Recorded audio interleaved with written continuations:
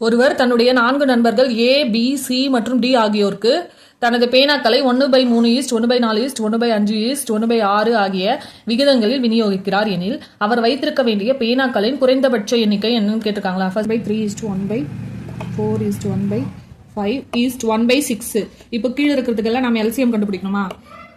3, 4, 5, 6க்கு LCM கண்டுபிடிக்கணும். First 3 டேபிள்ஸ்ல போடுவோம். 3 1 is 3, 4 வந்து 3 டேபிள் இல்லை, அதனால எப்படி இருக்கும்? 5 எழுதிக்கிறோம். 3 2s are 6. நெக்ஸ்ட் 2 டேபிள்ல போடலாம். 1 2 2s are 4, 5 2 டேபிள்ல வராது. 2 1 is 2. இதெல்லாம் மல்டிப்ளை பண்ணா நமக்கு எல்சிஎம் வேல்யூ கிடைக்குமா? LCM equal to 5 into 2 10, 10 into 2 20, 20 into 3 வந்து 60. எல்சிஎம் வந்து 60. இப்போ இது எல்லாம் நாம டினாமினேட்டர் இருக்கிறதெல்லாம் 60 மாத்தணும்னா என்ன பண்ணணும்?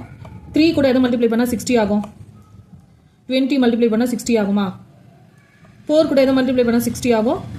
15 ஈஸ்ட் 5 கூட எது மல்டிப்ளை பண்ணா 60 ஆகும்? 12 ஈஸ்ட் 6 கூட எது மல்டிப்ளை பண்ணா 60 ஆகும்? 10. இப்போ இவங்க என்ன கேட்டிருக்காங்க? இது வந்து அந்த பேனாக்களுடைய பங்கு.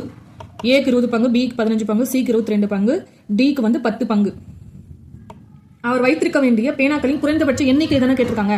எண்ணிக்கைன்னு கேட்கும்போது இந்த பங்குகளை ஆட் பண்ணா நமக்கு மொத்த பேனாக்களின் எண்ணிக்கை கிடைக்கும். இப்போ இதை ஆட் பண்ணா என்ன கிடைக்கும்? 20 பிளஸ் 15 பிளஸ் 12 பிளஸ் 7. இதை ஆட் பண்ணா நமக்கு என்ன கிடைக்கும்? 7 1 2 5 57 கிடைக்குமா? அப்போ மொத்த பேனா அவர்கிட்ட இருக்கிற மொத்த குறைந்தபட்ச பேனாக்களின் எண்ணிக்கை வந்து 57 பேனாக்கள்.